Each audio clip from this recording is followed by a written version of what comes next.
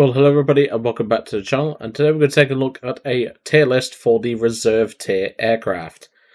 Now obviously in the last time that I did a tier list, I did get quite, well, I will say quite a bit of hate, a little bit of hate for one of my opinions, but you know, that's to be expected with these tier lists. And well, one of them called me a washed up content creator because I dared to rank the Tetrarch in the bad but can still work. Yeah, that's the sort of, people that will die on that hill, but, it's personal opinion. Throwing insults at someone for an opinion is not really necessary, but still. Obviously, in the last video, I did miss a couple of vehicles. I missed the Panzer 35T and the M51 Sherman for Israel, so I have adjusted the pinned comment that I placed on that. So, obviously, we have got the Sakine this time, so I nearly forgot the Sakine. I was about halfway through the video that I originally tried to record, which is this one, and I remembered that I forgot the Sakine, so I'm actually having to restart this whole video, which was annoying, but still. So, of course, as per usual, there will be the usual timestamps, and if you want to just jump ahead to the end of the tier list, feel free to do so, because I know this is, that's just what some people do. They don't want to sit and listen to me for about 20 minutes or so. Obviously, I will try and rank the ones that are very similar to each other. So, for example, the HE51s, I will try and rank them pretty fairly, pretty much next to each other, because that to me just makes the most sense. But obviously, we have got quite a lot of aircraft to discuss today. Now, one thing to consider is anything that lands in the needs replacement or the Y tier, that is getting a special video. Now, same will apply to the tanks, because I actually have a project in the works, at the moment. It's almost done, and basically it is a, sort of replacement video, in a way. So it will be the aircraft that feature in here, and also the tanks that featured in a similar tier, apart from the Tetrarch. But, that's just something that I'm, adding in, and it's something, it's something I've wanted to do. But anyway, let's start off with the USA with the P-26A-34M2. And I'm just going to slap it in average. This is an aircraft that, even when it first came out, it was alright, but, compared to the biplanes, which are a lot more forgiving, this thing just couldn't really do much. In skilled hands, a pea-shooter can definitely put up something against the other biplanes, because it does have decent speed. It's good in a dive. Its 50 cal is pretty decent for long-range engagements. You have two 100-pound bombs as well. Which, that to me is pretty good. It's definitely got something about it. Now, the main reason why it's going an average and not excellent is because of the landing. Now, if you've ever landed a pea shooter, specifically one that isn't the B model in the tech tree, the B35, you'll know exactly what I'm on about. This thing is a nightmare to land, and for a new player, I've seen them tip over these pea shooters far too many times. If I had 25 pence for every pea shooter that I saw do that, I'd be a very rich man, let's put it that way, but we'll gloss over that. Next, we have the BF2C1 Goshawk, and it's going an excellent tier. It basically takes the flaws of the pea shooter. Obviously, it doesn't have, the 50 cal as opposed to the M2 pea shooter, but it gets four 100-pound bombs, which drop separately. The pea shooters also drop separately. And, those are pretty effective bombs at the lower tiers. And if you're good enough with your dive bombing, that's 4 guaranteed kills, and that's before you do some anti-cast work. Obviously, in a dogfight, it's not going to beat the likes of the I-15, and it will struggle against something like a Key 10, but it is definitely doable. But obviously, the main thing that holds this thing back, like the pea shooter, is the engine cowling cannot take a hit, neither can the engine, and the armament on this particular Goshawk is quite weak, at just 230 cals. But honestly, I think it's a pretty solid aircraft, and it's definitely an upgrade that we needed, per se. But, replacing two pea shooters for this, I think is a pretty good trade. Next, we have the 3 HE51s. Again, these are going to be all ranked in the same tier, just for, clarity here. Same will apply to the I-15s, the Furies, and the Nimrod, the Key 10s, etc. Because otherwise, this is going to be a very long video. And, well, to put it simply, they're going an average. Now, I'm putting the C model above the A model, which is the lightest. This is because the C model does have, well, technically it has ground attack. Now, sure, you're probably not going to see little Timmy in his new HE-51C, clapping Russian tanks with 10 kilogram bombs. But it's more of a versatility approach. If you're looking for just pure fighter, the A model is the best because it's the lightest, it doesn't have the drop tank which can catch fire, and honestly, it's just the more suitable one if you just want to do fighter duty. But for multi-role, the C1 is definitely the best. It gets 6 10 kilogram bombs, which, fair enough, they're pretty terrible, I'm not going to deny it. But it gets 6 of them, they drop as a pair, and, they'll at least do something to an open top. There is a reason why the 10 kilogram bomb was featured in the bomb short series that I've obviously been doing. And, I just like the C1, The one that I miss, I don't have the C1 late, which obviously technically isn't a reserve aircraft. But honestly, I think the C1's the more fun one, but if you want to do pure fighter duty, stick to the A model. Now we come to, I'm pretty certain every Russian main clicked on the timestamp. Yeah, it's going here. I'm taking the piss, don't worry. I don't want the Russian mains going down my throat. So, yeah. We have the I-15R, the M25, and I think the M22. I don't remember the names of these guys, I'll be honest with you. And, if these things didn't go in A, well, in the top of the class, I'm pretty certain Stalin would rise from the depths of hell, grab me by the throat, and pull me down with him. That's how much I think this would end up. Obviously, that's a little bit dramatized, but, that sort of thing. These things do everything really well. They climb well, they have decent speed, they dive pretty well, they have good guns. They also come with bombs, just like the Pea-Shooter and the Goshawk, and also the HE-51C. And obviously these are Russian bombs, so automatically they are better than the American ones, just because they're Russian. But honestly, these bombs are pretty effective. It's on a very light airframe, and you'll find yourself outturning pretty much anything in this tier list, and that's not even a joke. Even the Chinese I-15 Biz won't hold a candle to you because it's heavier. Whilst it does have a better engine, it is heavier, and you will kick its ass. So, yeah. And the reason why the R model, at least it used to be called the R model, is at the top of the class is because back in the day this was the best one, but it might have changed. I don't actually know. But basing it off of, nostalgia, that's where and to be fair, it doesn't really matter. They're all top tier aircraft anyway. So, that's the sort of thing that we're doing here. And now we come to the bit that I'm fairly certain people think I'm going to put these Nimrods and Furies up in top of the class. No. And there's a very good reason why they're at the bottom of the tier list. These are shocking, to say the least. Now, if we had the Hawker Hart, which is basically a Fury with, bomb racks and stuff and a rig gunner, that would at least, fair enough, it wouldn't be a reserve aircraft, but that would at least, warrant the flight performance of these 3 aircraft. The problem is the Mark 1 Fury, the Mark 2 Fury, and the Nimrod are just terrible. The Rolls-Royce Kestrel engines that power these guys is just shocking. It's underpowered. The guns are pretty underpowered, even though you can, run pure AP belts on it, but yeah. These 3 are getting a feature in a future video, let's put it that way.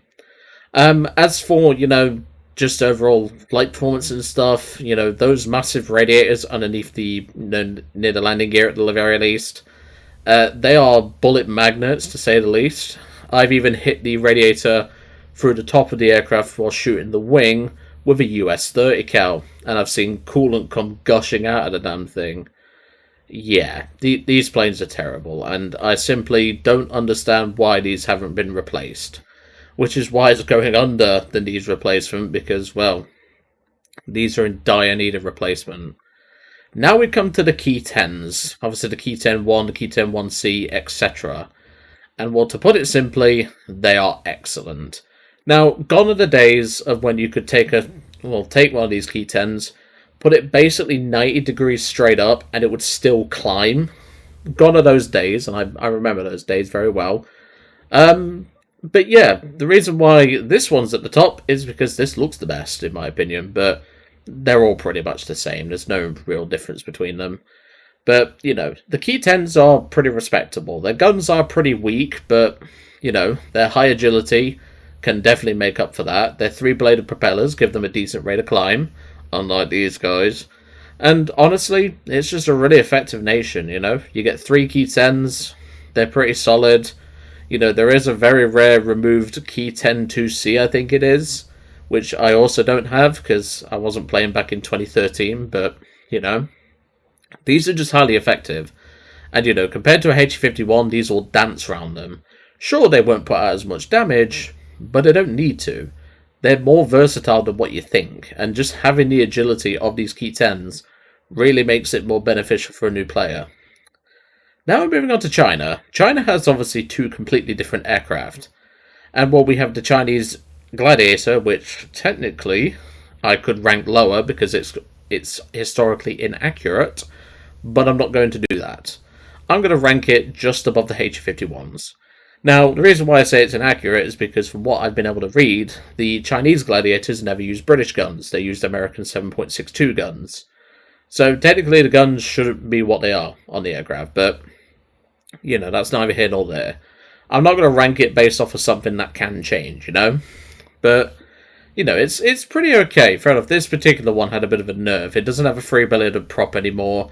I think it has a slightly weaker engine now. I don't remember. But, it's an aircraft that is pretty average, but ultimately I just feel like it's a bit lackluster when it comes to, how it could be, historically accurate, that is. And obviously compared to the British Gladiators, it's got a worse rate of climb, and it also, for some reason, most of the Gladiators in-game handle like ass anyway, but we'll gloss over that. But honestly, I don't think this is too bad, and I think average tier, just above the H51s, is pretty fair for it. And now we have the Chinese I-15 Biz, which, it's not as good as these guys. It's heavier, it does have a better engine, and does have rockets, but, these guys just beat it in a dogfight. I've done mock dogfights with the Chinese I-15 Biz compared to these guys. It's night and day. The I-15s will run rings around your ass, and it's not even close. But, compared to the other aircraft in this tier list, it just runs rings around you, to be brutally honest. But, it's still highly effective. You still get the same PV-1 machine guns. You have, obviously, the bombs and the rockets if you want to take the rockets instead. It's pretty versatile, but I would still just fly one of these over it. Then we come to the CR-32s, and these guys are pretty good. If I remember right, the Core has a slightly better engine, but, they are pretty similar in that regard. Very effective, and obviously with the Predator Fat buff, these guys are pretty good. They have pretty high climb, they have pretty decent rate of climb, pretty agile. Obviously they do, they don't have the biggest ammo capacity, but given how hard the Predator Fats are hitting right now, you do not need to worry about that. The reason why they're under the Key 10s is because the Key 10s are more agile and a bit more forgiving than the CR-32s. The only reason why you would take a CR-32 over a Key 10 is for the guns, and that's it. No other contest. Because like I say, the CR-32s are really good, but I would take a Key 10 purely based on its agility, but that's just my opinion. Now we'll move on to France. We do obviously have 2 Parasol aircraft, which these are pretty unique and fun, and then we have this, the D500, but we'll get to this later. As for the D3s, they are pretty good. I've recently done a video on the D373, which is the heavier version, but I think it gets a slightly better engine as a result. But honestly, these guys are pretty good. Just like the CR-32s, they can go right bang in excellent. Now, they're not as agile as the CR-32s, and they don't hit as hard, but, these are pretty good aircraft, and I'm honestly quite, surprised by how good they are. But honestly, they are pretty underrated, I do think that the 7.3, with, the slightly improved engine I believe it has, and also the slightly higher top speed, I think this is a better variant, even though it is a bit heavier. But honestly, I can't really knock these guys. These are pretty good aircraft. But now we come to the D500. And it's going in needs replacement. I need to put something in this tier, but spoiler alert, there is one more aircraft that will be going in this part. This thing is not very good, It has pretty decent guns, and its performance in a dive is actually pretty acceptable. But, yeah, I don't like this thing. It feels underpowered. It feels like a Fury without the agility a lot of the time. And well, to put it simply, this thing needs a replacement. You know, optional research would be beneficial for all of these four here, but I just feel like this thing's lacking. You know, the guns are pretty good. I will give it that, but guns don't save it. You know, it's one of those arguments, so to speak. Yeah, you know, you could add in an aircraft that can fix these problems, but you know, if it's still classed as a reserve, you're not really solving the problem. And to me, I don't think this is a suitable aircraft for a new player. Not because it's a monoplane. The fact that it's a monoplane is kind of irrelevant. You know, the Parasol fighters, they're monoplanes. The Pea Shooter is a monoplane. You know, it's that sort of thing you have to consider. But I think just based on performance and how it can be, and obviously that massive chin radiator, this needs a replacement. Now we move on to Sweden, which obviously, you know, Israel's last, so this will be the quickest because, you know, this will be the shortest timestamp. But, you know, Sweden's actually got some pretty nice aircraft, and, you know, the nation itself is pretty good, but the J6B is actually pretty alright. And to be honest, I'm going to slap it just in front of the CL32s. Whilst in terms of agility, it feels better than the Key 10s, the engine on this is so vulnerable to damage, and it's not even funny. I've had a single 7.62 from a coaxial machine gun on a light tank take this engine out. I think it was on a Stuart.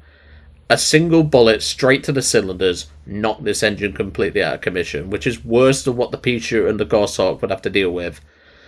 Other than that, this thing is great. Its guns are pretty mid, I'll be honest, but, you know, comparing it to, you know, other nations' aircraft guns, it's not too bad. But it's highly agile. It's actually not, you know, the worst in terms of its climb rate. And even though its speed is relatively low, it is more than fun. And it feels a lot like a Key 10, I'll be honest, with how agile it can be. But obviously, like I said, you've got to watch that engine. That engine is so vulnerable to damage, and it's not even funny. Then we come to the Swedish J8A, which is obviously their own take on a glad. Well, let's say it's a license built Gladiator, but it does have Swedish guns, which, you know, in terms of its flight performance, it is slightly better than the Chinese Gladiator. But if it was to rank them based on firepower, it would be like this. But for the sake of this video, I will put it above the Chinese Gladiator. Like the Chinese Gladiator, obviously unlike it, it does have a 3-bladed propeller, but honestly, the 8mm guns are kind of questionable at times. They can be very debatable, but, you know, it's not a bad aircraft at all. You know, it's a jack of all trades, master of none. It has a pretty good dive for a biplane, but other than that, it just pretty much does what you expect it to do. It's sort of one of those, like, it's like one of those old adverts, you know? Does exactly what it says on the tin, and that's pretty much what these Glads do, and, you know, that's not a bad thing. And now we come to Israel. Yeah, I think you know where this is going, and only because of the 20 mils, it's going here. It is obviously better than the D500 in terms of, you know, firepower and stuff, but this thing is awful. If you've never flown the Sakine, it's basically a Bf-109G with a Heinkel 111 Bombers engine and propeller. So you've basically, you know, fair enough, there was a historical reason for this. You know, the factory that was producing the original engines burnt down.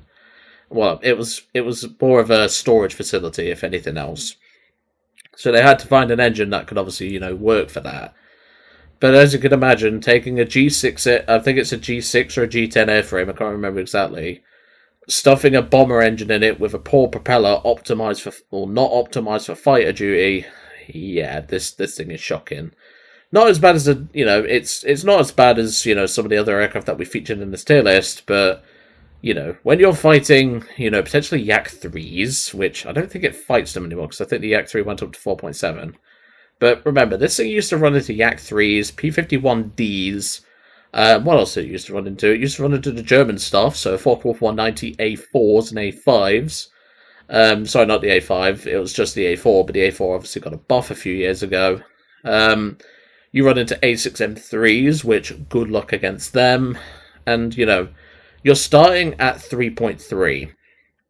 And, you know, Israel didn't exactly have a lot. They were formed in, like, 1946 or something. Something like that, anyway. But, honestly, this thing needs replacement. So this will probably pop up in a future video at some point to replace it. But anyway, that's going to be it for today. Obviously, if you have just jumped ahead, you can obviously take a look at the tier list. If you obviously want to go back and have a look at the reasoning and stuff, the timestamps are there for a reason.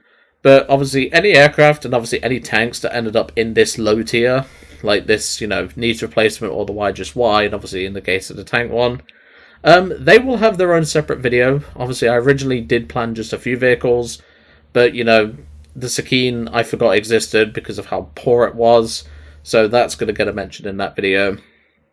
But honestly, I think I've been pretty fair with some of these. The Key 10s did get a bit of bias, I must admit. So if you want to call me out for a bit of bias, feel free. But other than that, I think I've been pretty fair. But anyway, I'm going to leave it all to it for today. I really hope you enjoyed seeing this aircraft tier list, and I'll see you next time.